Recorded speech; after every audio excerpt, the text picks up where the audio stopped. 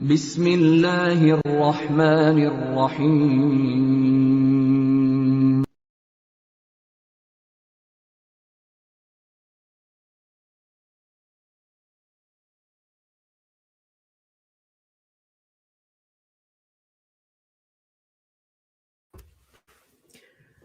Assalamu alaikum. Today it is Tuesday, the 27th of July, 2021. And in our series Reflections on the Holy Quran, this is broadcast number 238. Recently, we've been discussing verse 89 of chapter 2, Al-Baqarah. And this is the 7th broadcast in talking about chapter 2, verse 89. And we will conclude our discussion of the words of this verse of the Holy Quran. And inshallah, tomorrow we'll move on to verse 90 of the same chapter of the Holy Quran. Just to remind you that Lahore Ahmadiyya community, which brings you these broadcasts, was founded by Hazrat Mirza Ghulam Ahmad of Qadian. And he taught us that although people want to bring another prophet after the Holy Prophet Muhammad, the Holy Quran says the Holy Prophet Muhammad was Khatamun Nabiyyin. And that means seal of the prophets. And the Holy Prophet explained this word to us by saying it means La Nabi Abad. There is no prophet after. So now no prophet is going to come, not an old one, not a new one. And the Holy Prophet himself further explained that now when Muslims go astray, reformers, mujaddideen, will be sent by God. And in this regard, he mentioned two personalities, Mahdi and Masih ibn Maryam.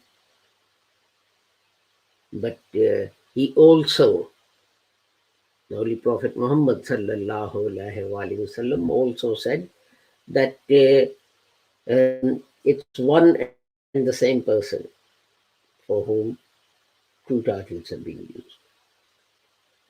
And Hazrat Mirza Ghulam Ahmad said that he was the Mujaddid for whom these titles were used. And of course, that led to much disagreement. And Hazrat Mirza Ghulam Ahmad pointed out that the Holy Prophet Muhammad had said that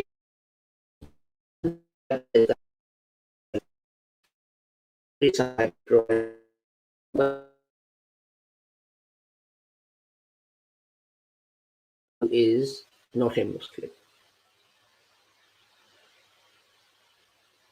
In other words, we should tolerate differences between us and not resort to name calling and exclusion from Islam and so on. Hazrat Mirza Ghulam Ahmad also told us that some people say that some part of prophetic revelation has been missed out from the Quran, like Ayah Rajam and Surah Walai. But he said this is wrong. All of the prophetic revelation that the Holy Prophet Muhammad received is with us in the form of the Holy Quran. He further taught us that people believe that some verses of the Holy Quran are abrogated. Hazrat Shah Waliullah says that people believe more than 500 verses of the Holy Quran are abrogated. But he says I conducted research, and it's only 7 verses that are abrogated. But Mirza Ghulam Ahmad taught us that no verse of the Holy Quran can be abrogated. And he stressed that jihad is the duty of every Muslim. Wherever we are, we have to conduct jihad. What is that jihad? It is the Holy Prophet Muhammad that we have.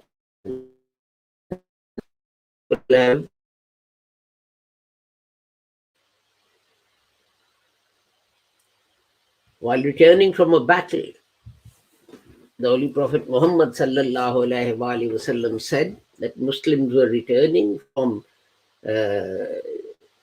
Jihad Asghar, minor jihad, minor struggle, to Jihad Akbar, major struggle.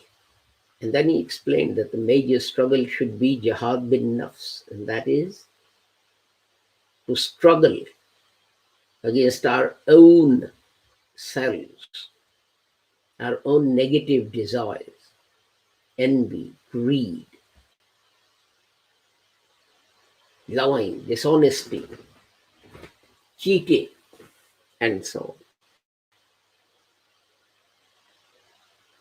This is the real jihad.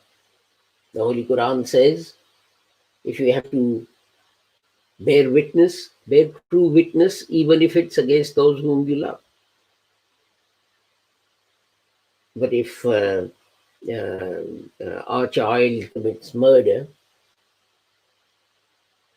and we are the only witness,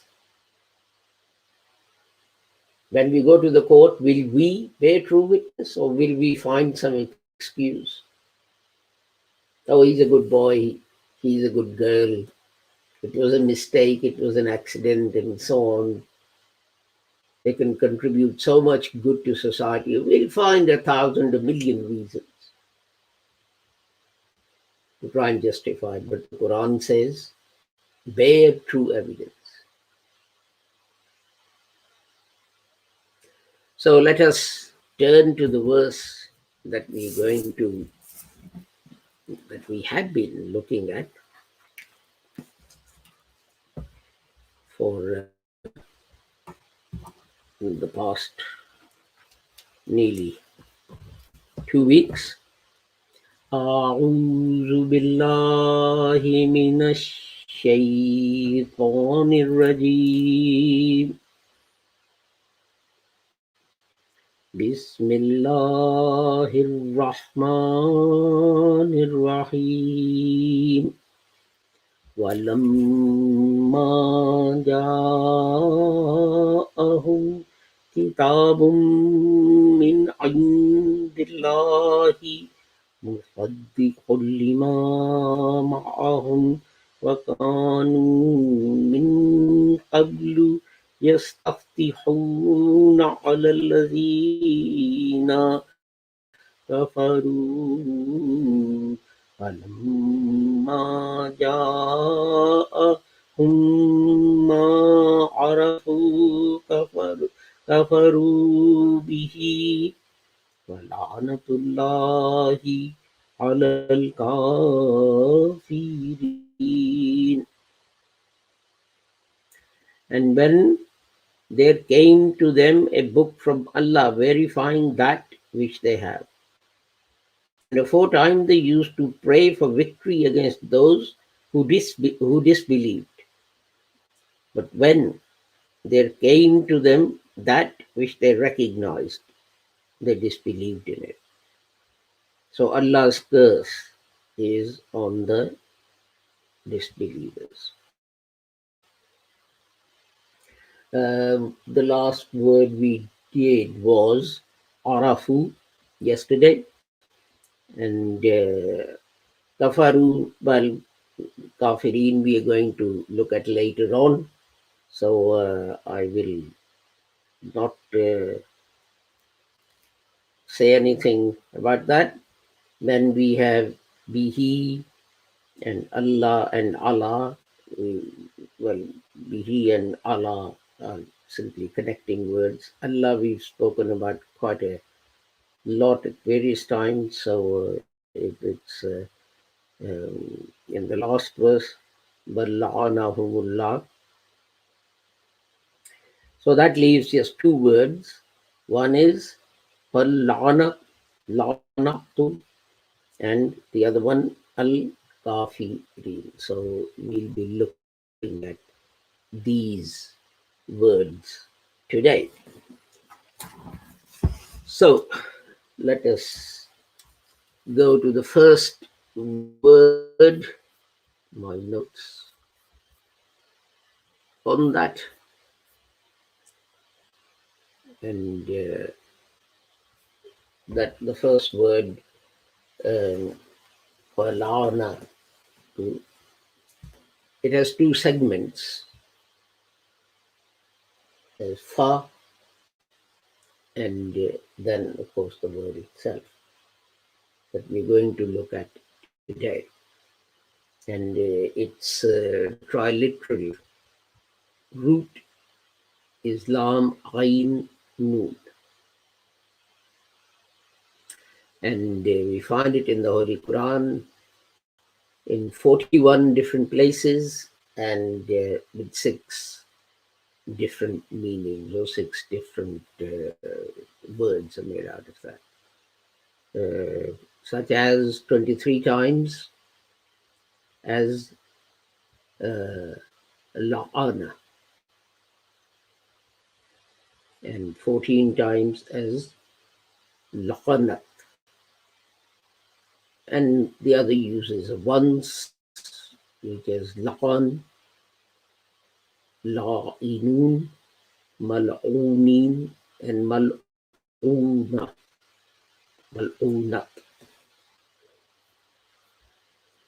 So it's generally taken and translated as into English as curse. Balla'anahumullahu bi kufrihim. Chapter 2, the previous verse, 88.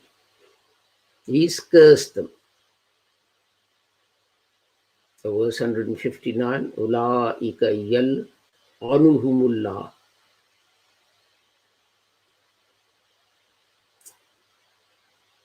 Curses them. So in this form, it's cursed them, will curse them, has cursed them, curses them. Kullama dakhalat ummatun la'anat ukhtaha. It cursed. Chapter 7, verse 38. Wa yal'anu ba'dukum. Chapter 29, verse 25. And curse. La'anahumullahu fid dunya. Chapter 33. Allah has cursed them. And then as noun, as la'anat, la'anan kabiran, 3368, with a curse. Kafaru bihi fala'anatullahi alal kafirin. So, which is this verse that we're looking at. So the curse. Ula'ika alayhim la'anatullahi, which is further along verse 161, and so on. So the curse has cursed, will curse, did curse. Now its literal meaning, al-la'nu, is that you, because you're angry with someone, you distance yourself from them or you distance them from you. So when it's God, then it means that this person will be deprived of blessings of God. Blessings of God doesn't just mean that, he won't be able to buy a Rolls Royce and all this kind of thing, and God is going to click his fingers and take away his oxygen and water and all this kind of thing. It's only you and I who do that, human beings. God doesn't do such things. But it means that God has given us guidance, and because we've decided to disobey him, we won't be able to benefit from that guidance. You go to school or college, your teacher teaches you whatever subject it is. I usually say maths because I did maths. And then the exam is not too far away, and the teacher says, well, here are some revision papers, and learn this and learn that, and do practice papers, and you don't. And you tell the teacher, I'm not bothered. The teacher is going to get angry. He's going to say, go away. He is distancing himself from you because you disobeyed him. And you disobey God by disobeying the guidance that is in the Holy Quran. For example, God says, Allah la'anatullahi ala dhalimin, chapter 11, verse 18. Remember, listen, that God curses the unjust.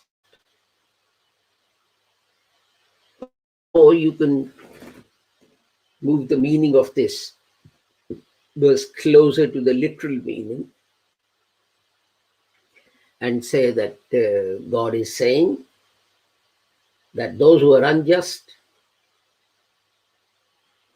then God distances them from him. Actually, I just thought of an interesting thing. If you have the ruler of a country and they've got a cabinet minister or advisor who does something wrong. And we had this, didn't we, during, at the height of the pandemic, that the Scottish government said that people must stay at home and not travel and so on, unless it's essential and they've got to go out to buy food and so on. And one of the advisors to the Scottish Prime Minister, Scottish First Minister, went to see some relatives or other. And that angered the First Minister, and she told him to go, distanced herself. So all the advantages he had of knowing the First Minister and the job and everything else, he lost that. So maybe it's easier to see in a worldly context like that.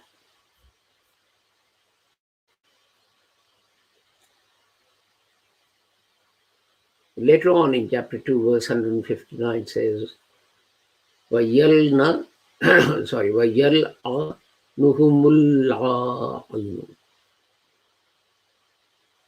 And they curse the curser, the person who curses the cursed. And then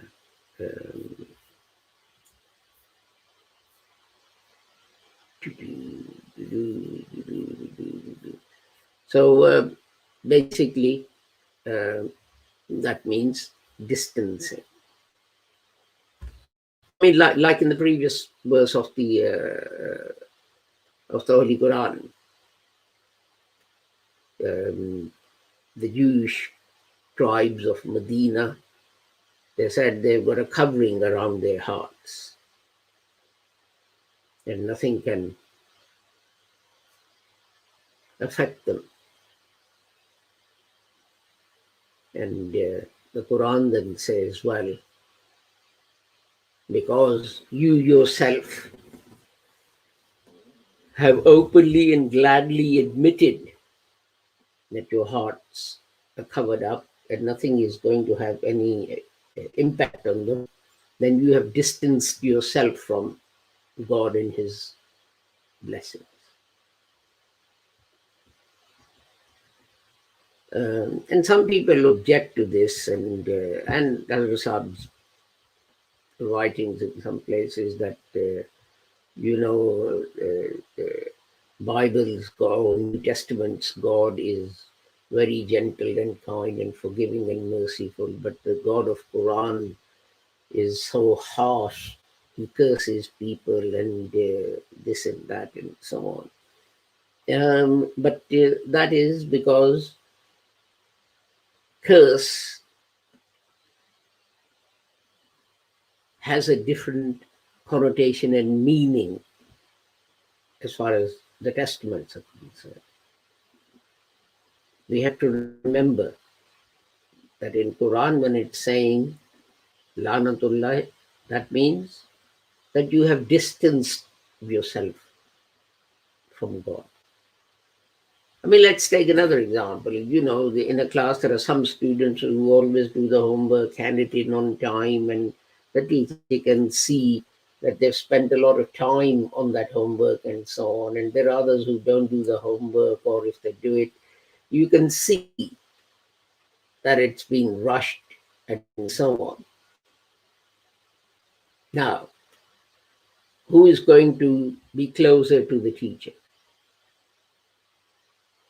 Is it the people who do their homework and spend time on it, or is it going to be people who don't do the homework or just hand in some rubbish that the teacher can see no thought has been put into it?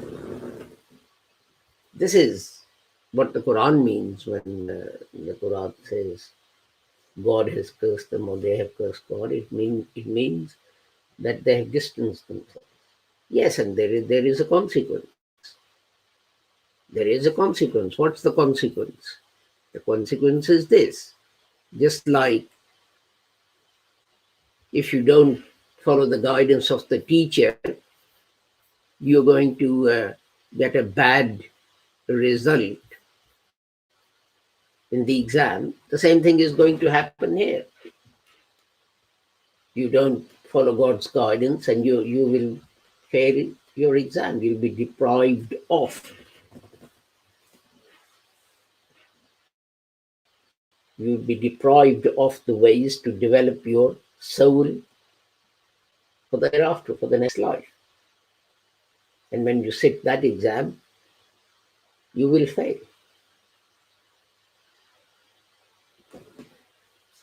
So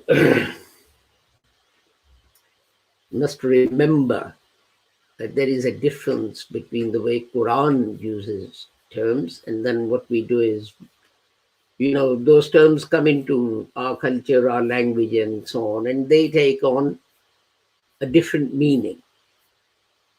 And then people start criticizing the Holy Quran, thinking that that is what the Holy Quran means. So the next word, al-kafirin. Well, we know al means the, and kafirin is the next word. And that appears in the Holy Quran in many places, 289 times in 14 forms. In other words, meaning 14 different things. So that's 525, out of which 289 times it appears as the verb kafara, and 129 times as the active participle kafirun. So you can see, that's more than half taken care of. And then 37 times as the noun kufr. And then 27 times as the noun kafir.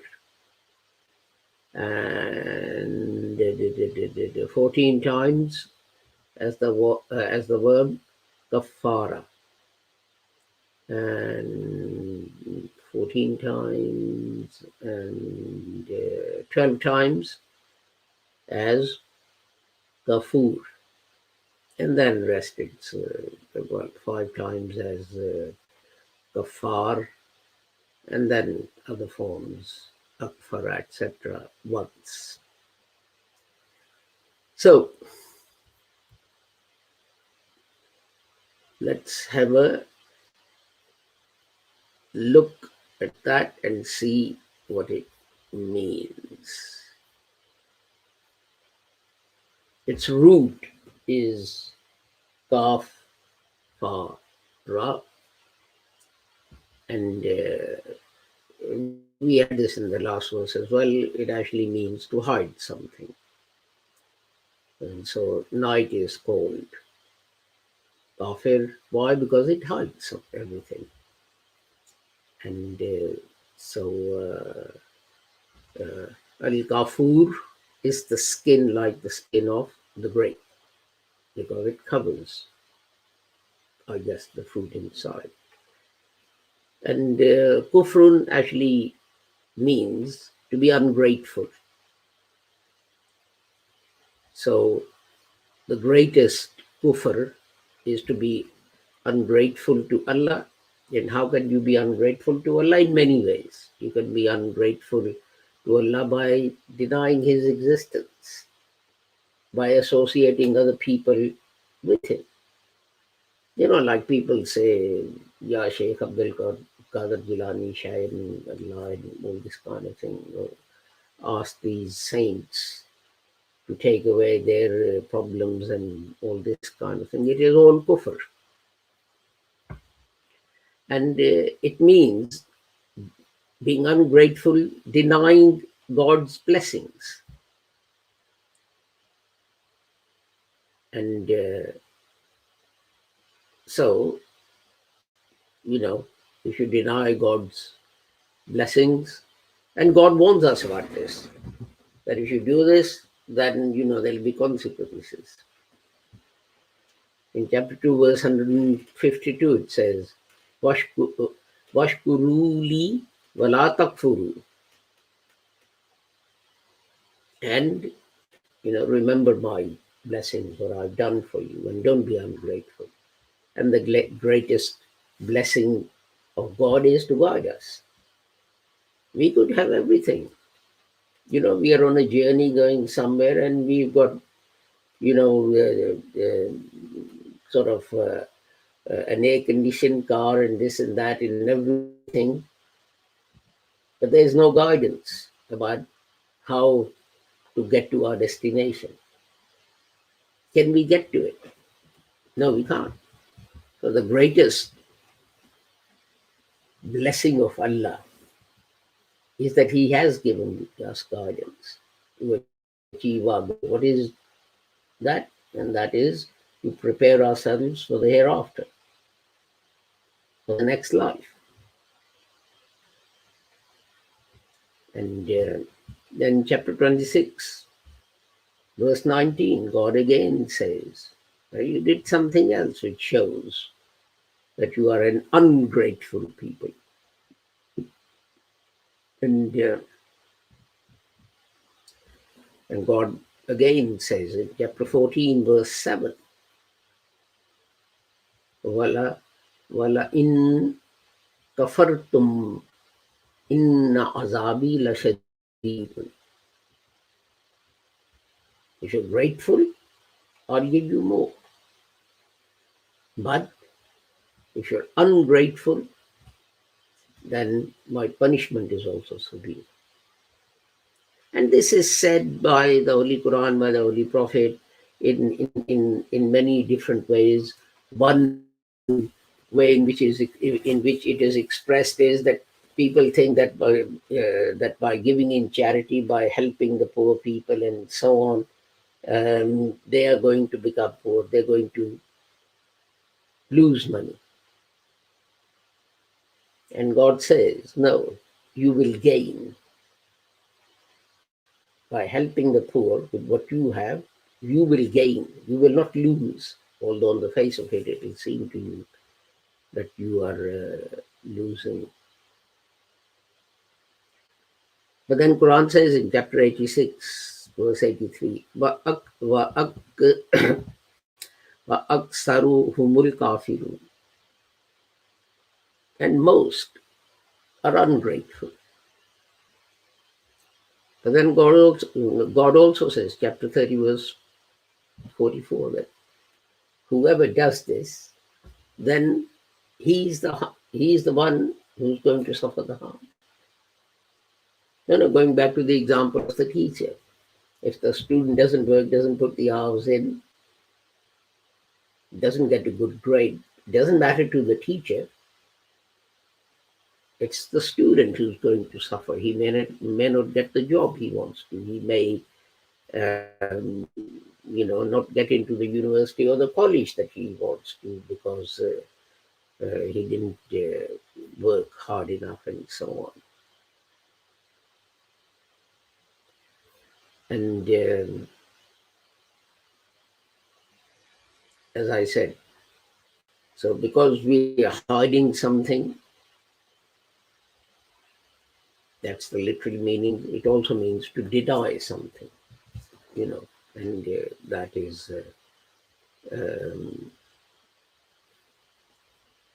another meaning. But we also have kafara, which comes from exactly the same. Why? You miss a fast, and you're asked, what's a kafara? It means a kafara covers the fact that you failed to fast on that day. So it hides it. So you can see anything that has this sense of hiding, covering, then this word is used. So kafuran, it means it's very ungrateful. So, it's like superlative of being ungrateful. And in the Holy Quran, kufr, the word kufr is used as the opposite of iman, and it's also used as the opposite of being grateful, etc. And we've just gone over our time, so I think I'll take my leave of you, and with the prayer that whoever you are and wherever you may be, may Allah keep all of you safe and sound and free from harm. Until we meet again tomorrow, Assalamu alaikum, Khuda Hafiz, and goodbye.